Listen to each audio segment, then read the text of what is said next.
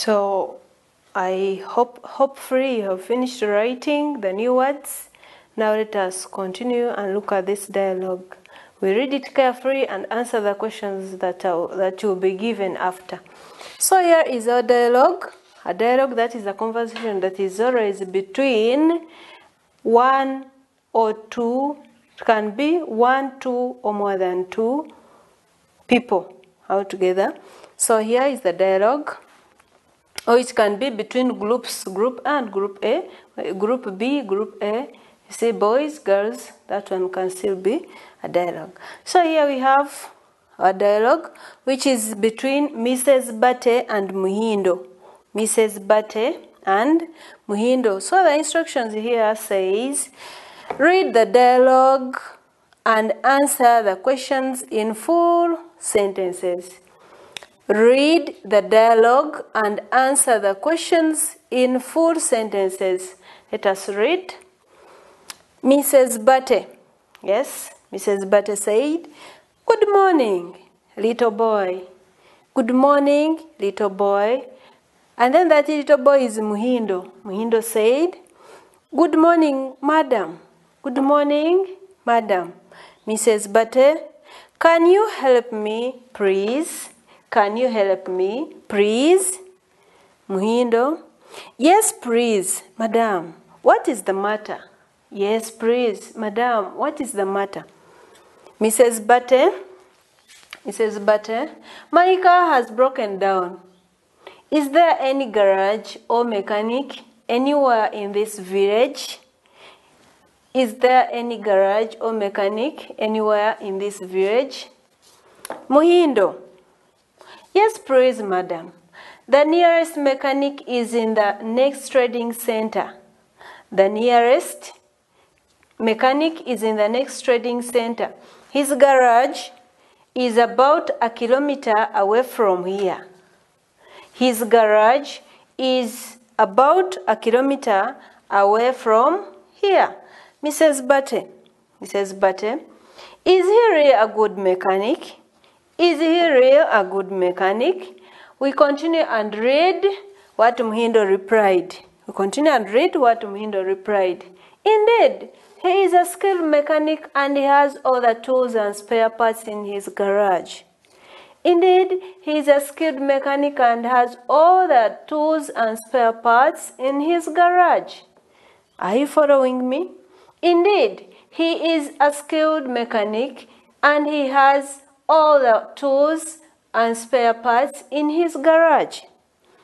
He has spanners, screwdrivers, pliers, a jack, and a tester. What could be the problem with your car? Mrs. Bate said, "I think the problem is in the engine." Muhindo, "How often do you take your car for service?" Mrs. Bate, "At least once every week."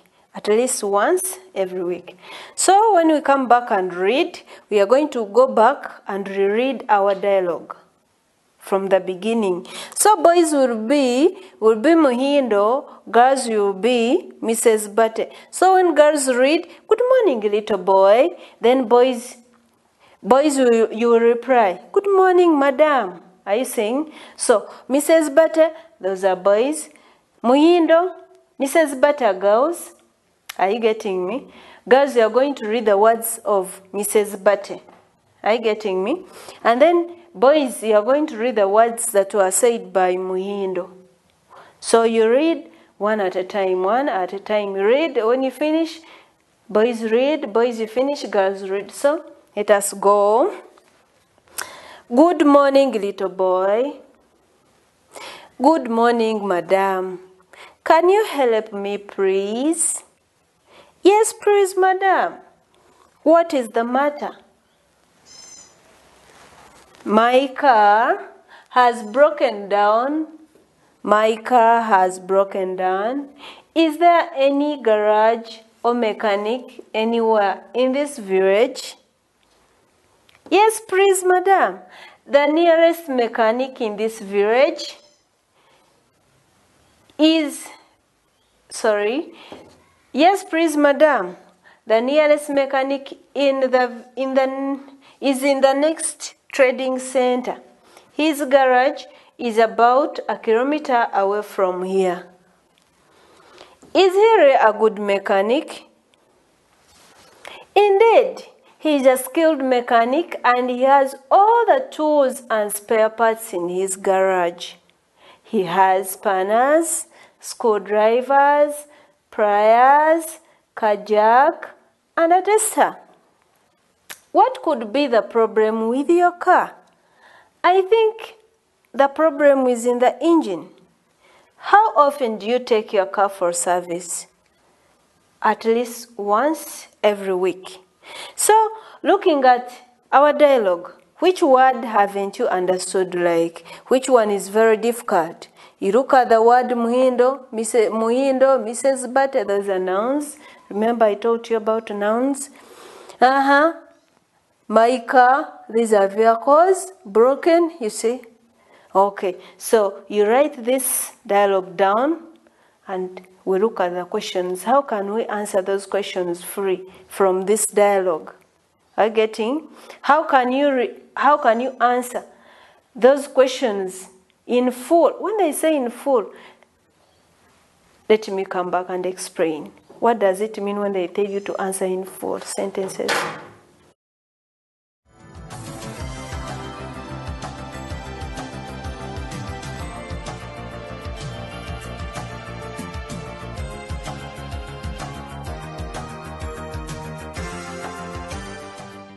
So class, these are the questions from our dialogue. Remember the instructions are saying, read the dialogue below and answer the questions in full sentences. In full sentences. Here is the question number 1. Number 1, who are the two people talking in the dialogue? Who are the two people talking in the dialogue? They want you to mention those people by name. By name. So you say, dash and dash are the people talking in the dialogue. Dash and dash. When they say who are the people, they want you to name, to mention them by name, to identify them. Tell them by name. Who are the people talking in the dialogue? You'll say dash and dash are the people talking in the dialogue. All together. Or you say the two people talking in the dialogue are dash and dash. All together. There are two ways to answer this. There are two ways to answer this. Let's say our dialogue was between Tom and Jane. Tom and Jane. All together. So we can say Tom and Jane are the two people talking in the dialogue. All together. Or you say the two people talking in the dialogue are Tom and Jane. All together. We come to number 2. Remember the dialogue wasn't between Tom and Jane. That was just an example. Number 2. At what time did the dialogue take place? At what time did the dialogue take place? In most cases, when you meet such a question, how you can tell time, how you can identify time, or how can you know the time when the dialogue took place? Look at the greetings. Look at the greetings. If it is morning, the greetings will be good morning. If it is good afternoon, good evening. Are you getting me? So you'll go back to the greetings and see how was one greeted. How were the greetings? Were they in the good afternoon, good morning? So if it was, let's say, good afternoon, here they're saying, at what time did the dialogue take place? You have to mark the tense even. You see? Did, here. That means we'll change the verb which is in that tense. Which is in that tense. All together. We have take. The verb in this sentence is take. Did will change this verb to past tense. The past tense of take is took. So answer will say the dialogue took place in, if it is afternoon, you say afternoon time. All together. If it is morning, you say morning time. The dialogue took place in the morning time. We continue and look at another question. Number 3. What was Mrs. Bate looking for? What was Mrs. Bate looking for? There are 2 ways you can answer this. One way, sorry. You say Mrs. Bate was. Don't forget to put was. Some of you, when they say what was, and then when you are answering, you say Mrs. Bate is. All together, mark the tense. What was Mrs. Bate looking for? You say Mrs. Bate was looking for dash, dash, dash, and dash. All together. Next question. Where is the garage according to Muhindo? Where is the garage according to Muhindo? There are 2 ways that you can answer this question. There are 2 ways that you can answer this question. You can either begin with according to Muhindo, and when you begin with the word according, you have to put a comma in the middle of the sentence. Like, according to Muhindo, dash, according to Muhindo, comma, dash, dash, dash. Let us take a look at this. According to Muhindo, yes, comma, the garage is dash, dash, and dash. You put where it is, all together. Or you say the garage is dash, dash, dash according to Muhindo. When you use according in the middle, you don't put a comma. When you begin answering using according, you put a comma. You say according to Muhindo, comma, dash, dash, the garage is dash, dash, dash. Or the garage is dash, dash, dash according to Muhindo. We look at question number 5. Question number 5 reads, how far is the garage from Muhindo's home? How far is the garage from Muhindo's home? So when they say far, yes, by this word you have to tell the kilometers, meters, how long is the journey, how near or far it is, it could be. If they are saying far, that means they want what is the distance between in kilometers, meters, all together. So you say the garage is, you put how far it is, and then you mention from Muhindo's home. You say the garage is dash kilometers from Muhindo's home. All together. Number 6. Which part of the car had a problem according to the dialogue? I told you that questions that have according in them, there are 2 ways that you can answer them. You either begin with according or you put according in the middle. Beginning with according, you put a comma in the middle. If you use according in the middle, no need for a comma. So here, which part of the car had a problem according to the dialogue? You can decide to say the part of the car which had a problem according to the dialogue is dash. Or according to the dialogue, comma, dash part of the car had a problem. All together, class. Number 7. How often does Miss Bate take her car to the garage? How often does Mrs. Bate take her car to the garage? You say Mrs. Bate take her car to the garage dash time. You mention the time by, let's say, if it is once a week, once a year, twice a year, once a day, how together according to the, we remember we are answering according to the dialogue. Number 8. How many people are taking part? How many people are taking part in the dialogue?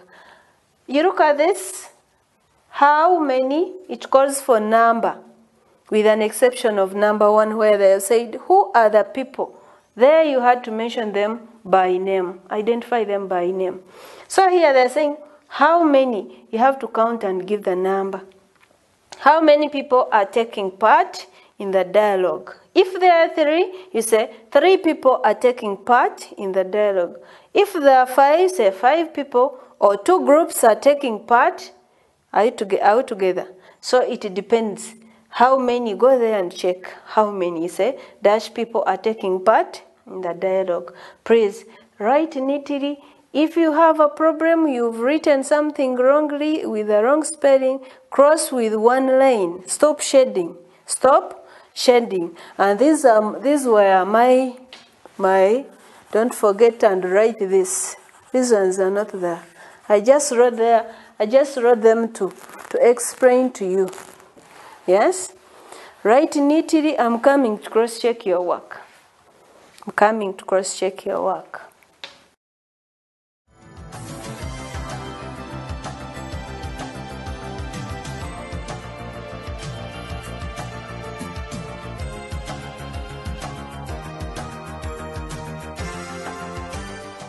So class, let me take you through how we can, and you see, we look at how we can use has or have. Has or have.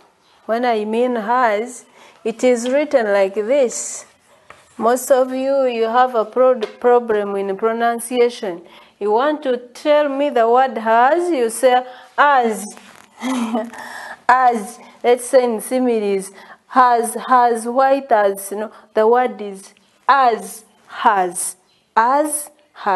They're very different altogether. So we are going to look at how we can use has and have. Has and have. Has and have. Has is used with singular nouns or pronouns. Take an example. Singular nouns or pronouns. When I talk about nouns, I talk of, let's say, John, yes, Tom, cow, all together, girl,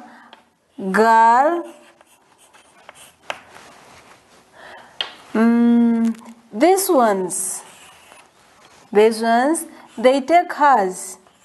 Remember, I've said has goes with singular nouns or pronouns. So still here can have she, he, it, all together. Those are also singular what? Singular pronouns. They take has. They take has. All together. Then we come to have. Have goes with plural nouns or plural pronouns. Pronouns or nouns. So here, example, we have, let's say, Jane and Tom all together. We can have the dogs. The dogs, you see, this is a what? This is a pronoun. Then say when it comes to pronouns, they, and then with an exception we have this one, it, I. These ones take have. Let's say Jane and Tom have swept the class. The dogs have barked. All together. They have taken my cup. Are you seeing? And then with an exception of I also take have. I have come. I have prepared food. All together. So we are going to look at more examples and how they can be used in sentence. Have. How is have used with nouns, with pronouns and plural pronouns? How is has used with singular nouns and pronouns. We continue writing more about that.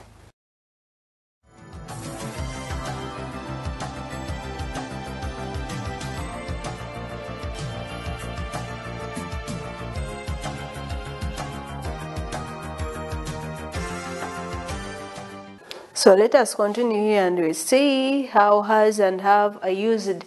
Has is used with the singular nouns or pronouns. I have already told you. And then have is used with the plural nouns or pronouns. Pronouns or pronouns. Plural nouns or pronouns. Pronouns, they are formed, they represent nouns. They represent nouns, like you may say, the girl, she. The boy, he. Woman, he. Woman, she. Man, he. And then he, those ones, they represent the nouns. So here's an examples. We have names like John, Bernard, Tom, he, she, all together. These ones are singular. They are singular. These ones are singular nouns. These ones are singular pronouns of the examples. They take has. They go with has. Look at the cows. They, men, dogs, they go with have. You see the cows. When you say they, that is the plural form of he and she. Let's say you said Jane and Tom. When you have to give it that, when you are to give it a plural form, you say they, all together. So they, men have, they have, the cows have, dogs have, I have. So they will continue and look at more examples of our sentences where we shall use has or have according to the sentence. Is it plural? Is it having singular nouns, singular pronouns, or plural nouns, plural pronouns? We shall answer accordingly. There are examples, but we are going to answer them together. We have number one of the examples. Our car dash a new engine. Our car has a new engine. When you look at this sentence, the noun or pronoun that we have there, we have car. We have, that is singular. Meaning that since it is singular, it goes with what? Has. Good. Our car has a new engine. We continue number two. She dash gone to the garage. She dash gone to the garage. She, that is a pronoun. Is it singular or plural? It is? It is singular. So it goes with has. Good class. Has. We have has. Number three. I dash repaired my bicycle. I dash repaired my bicycle. I goes with what? I is singular, but it is an exceptional. It goes with have. So here it says, I have repaired my bicycle. Number four, the children dash push the car that has broken. The children pushed the car that has broken. We have this plural noun, children. That is plural. It will call for have. The children have pushed the car that has broken. We do the activity. Fill in the blank spaces with has or have to complete the sentences.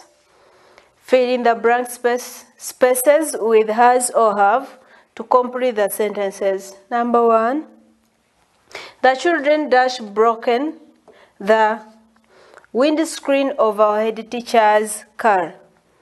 The children dash broken the windscreen of our head teacher's car. You read and see.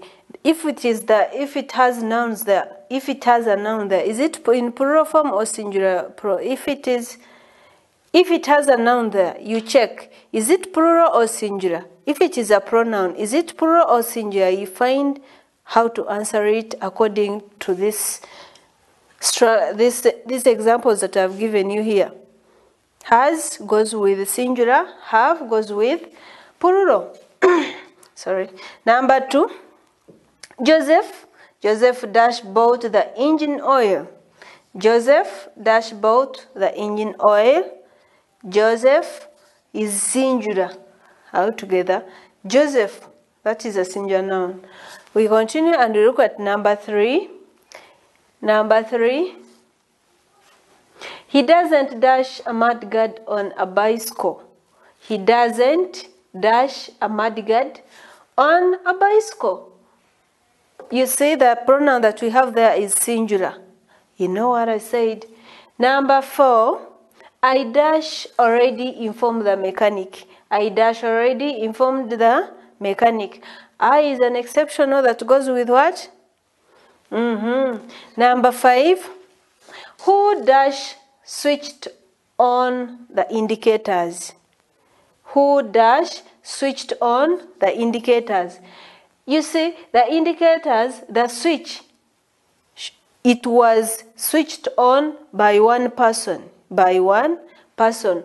This who will call for singular way to answer this one. Because when I say, who has taken my, I am not asking the group like, how many are you? It is one person who has taken it. Are you together? So I say, who has switched on the indicators?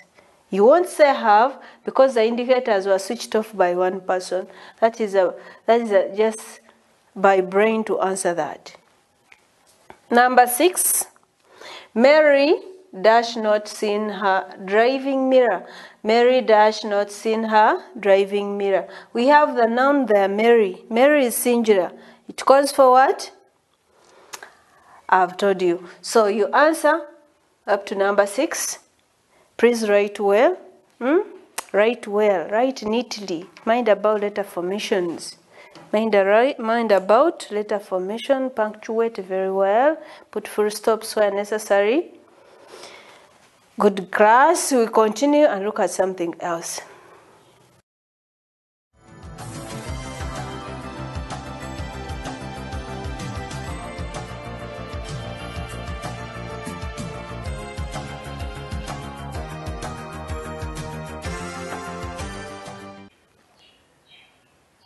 Hello viewers, welcome back. Well done, whatever you're doing there. As usual, my name is Sasiro Priscilla, E-Learning Teachers Project. As for today, I'm going to take you through on how we can use if one. Now we can use if one. When I talk of if one, I mean this. If one. If one, this is, when it comes to if one, this is the condition that if one, when I talk of if one, I mean something to happen when a certain condition has been fulfilled. Take an example. If it rains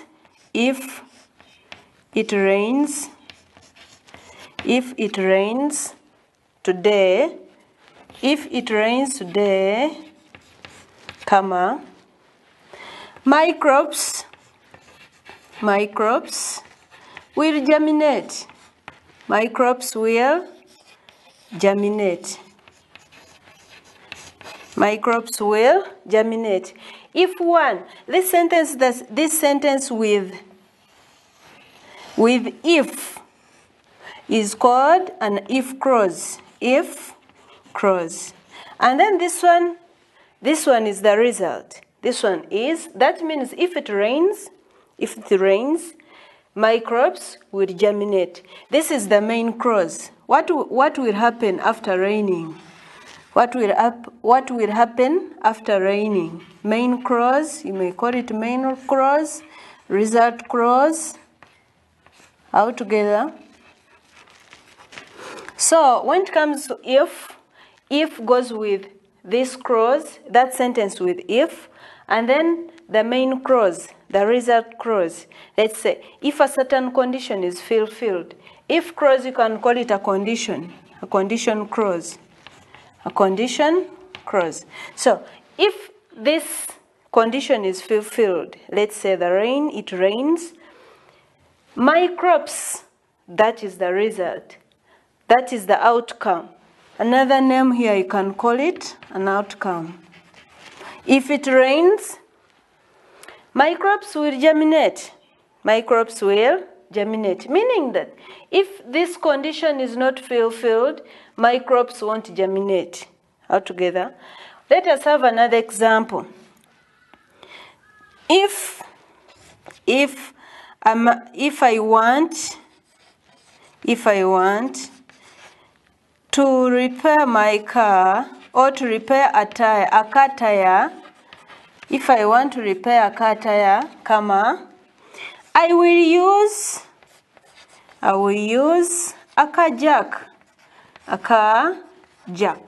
meaning that you have to have a car jack to repair what? To repair a car. Altogether, so when I talk of if one, we shall have the if clause, we shall have the main clause. Like that condition, if the condition is fulfilled, you'll have to do what? You'll have to get the certain outcome. Altogether, let's say if I read my books, I will pass the exams. I think that, meaning that if you don't fulfill that condition of reading the books, you will not pass the what? The exams. So here in this if one, we use the tense present simple tense.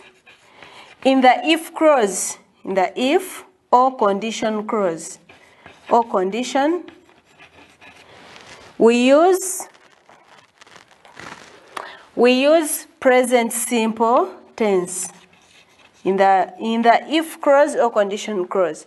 And then in the main outcome result clause, you may say, as you may mention, we use future tense. We use future tense. Future tense, because something has not yet been done, or the outcome is not yet there. So that's why we use future tense, like you see, my crops will. Altogether. And in future tense, we use will. We shall use will or shall, according to this present simple tense. But if this present simple tense changes to another tense, this one will can change to would, can change to should, altogether. So if one, remember it doesn't stop at this one. You have if one, if two, and if three. So here we are looking at if one. For the case of if one, in the main clause we use will or shall. I mean, we use future tense. As I will be giving you more examples. Get your pencils and pens closer so that we can look at more of examples in if one.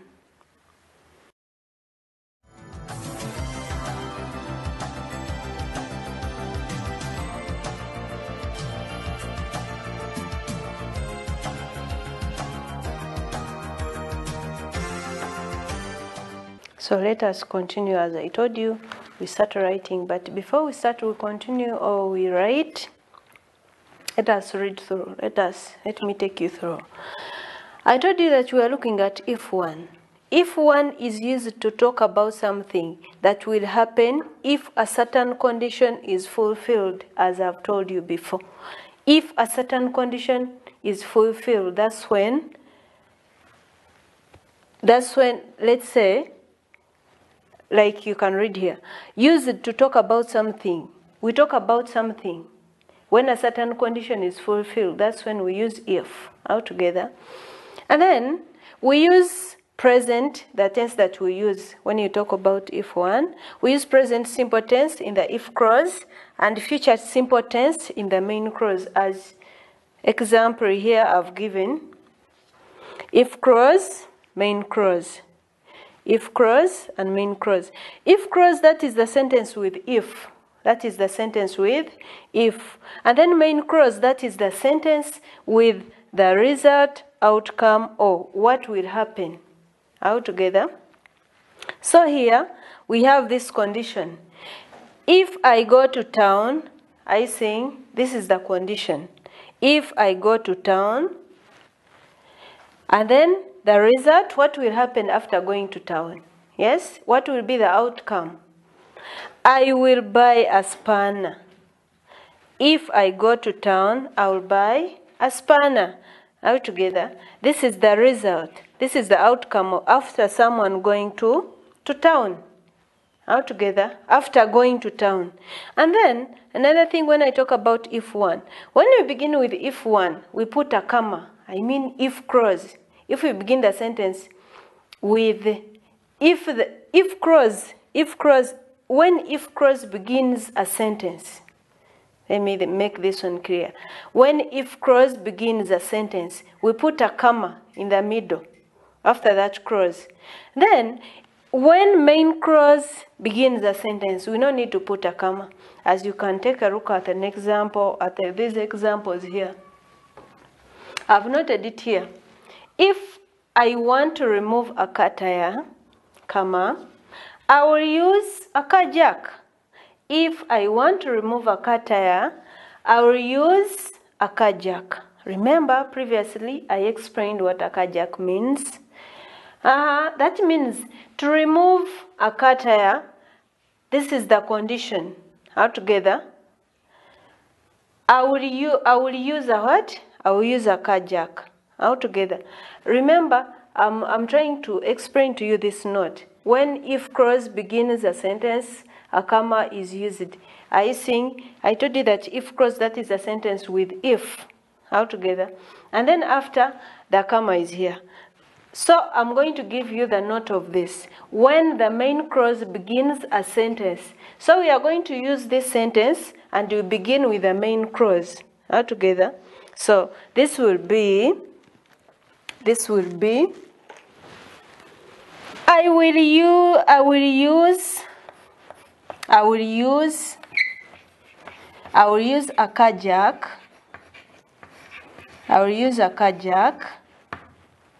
If I want, remember, since if is in the middle of the sentence, we do the I. We do the I, and then make it a small one, a small letter.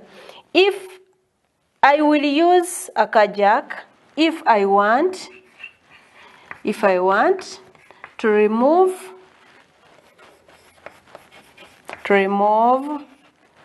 a car tire. A car tire. Have you seen the difference? Here I've begun with the main clause.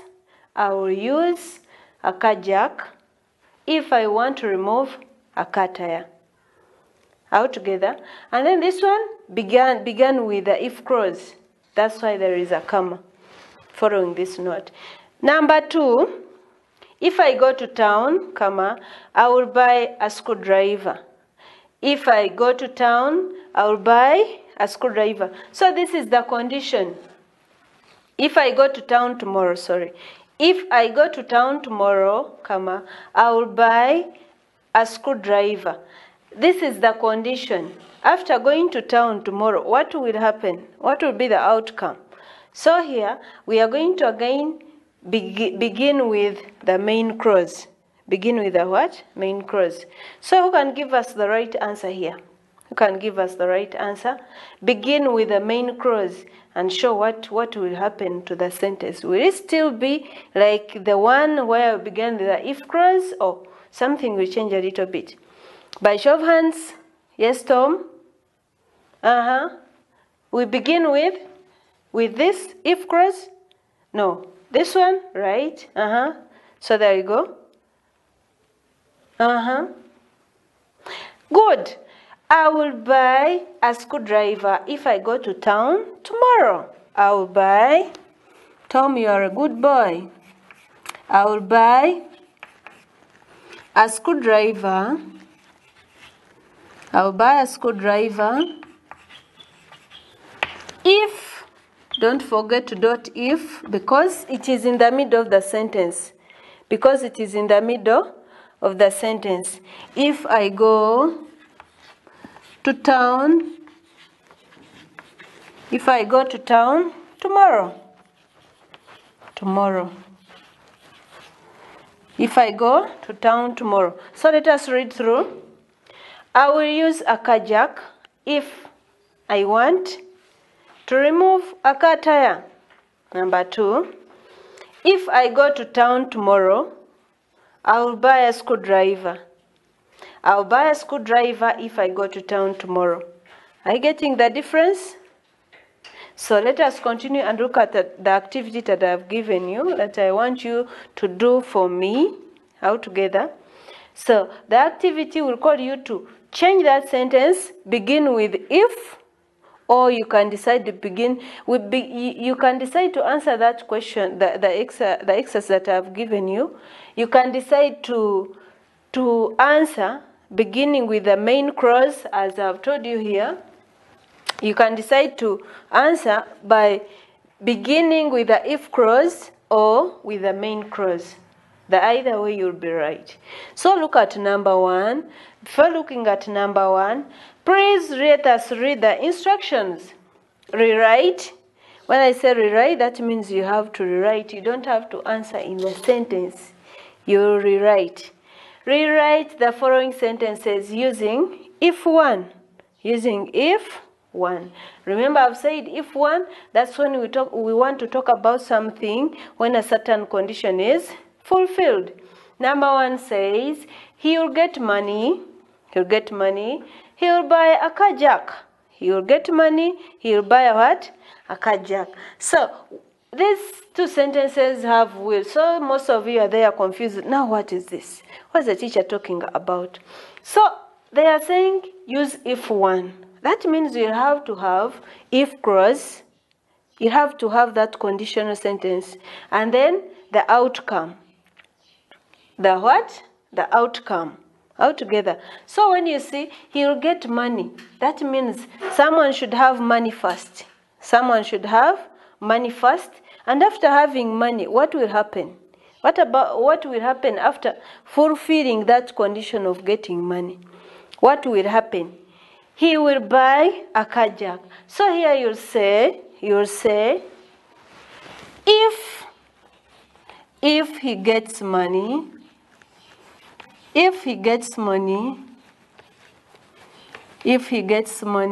comma, he will buy a car jack. He will buy a car jack. Have you seen? So after fulfilling this condition of getting money, what will happen? He will buy a what? A car jack. Remember, there are 2 ways that you can answer this one. Still with if 1. You can, here we've begun with if clause. So you can decide to begin with the main clause. And that will be, he will buy a car jack if he gets money. We write it. He will buy a car jack.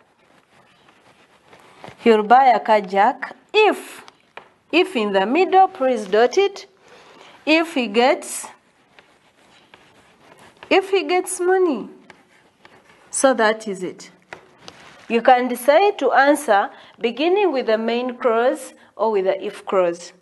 Either way you'll be right, or you can write the 2 of the answers there to show me that you really got it right. Number 2 here, the vehicle will break down, the mechanic will repair it. The vehicle will break down, the mechanic will repair it.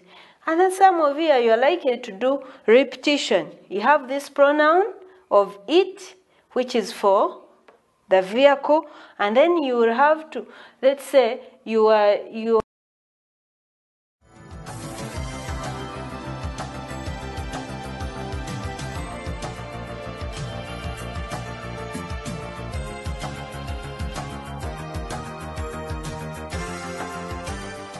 beginning with the main clause.